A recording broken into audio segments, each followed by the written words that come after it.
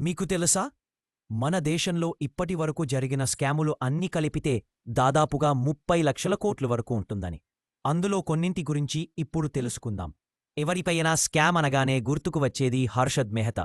ఇప్పుడు అదే స్కామ్ గురించి ఒక ఆశ్చర్యం కలిగించే విషయం ఆఖరిలో తెలుసుకుందాం. స్కాములలో మొదటిది హర్షద్ మెహతా స్కామ్ మొత్తం విలువ 5,000 కోట్లు. రెండవది సత్యం కంప్యూటర్ స్కామ్, దాని విలువ 10,000 కోట్లు. మూడవది తెల్గీ స్కామ్, దాని విలువ 20,000 కోట్లు. నాలుగవది సహారా స్కామ్, దీని విలువ సుమారు 25,000 కోట్లు. ఇంకా ఐదవది కేతన్ పరేఖ్ స్కామ్, దీని విలువ 45,000 కోట్లు. ఇప్పటివరకు ఒక మనిషి చేసిన స్కాముల గురించి తెలుసుకున్నాం.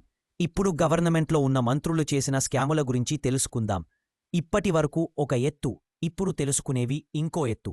అందులో మొదటిది కామన్వెల్త్ గేమ్స్ స్కామ్, దాని విలువ 35,000 కోట్లు.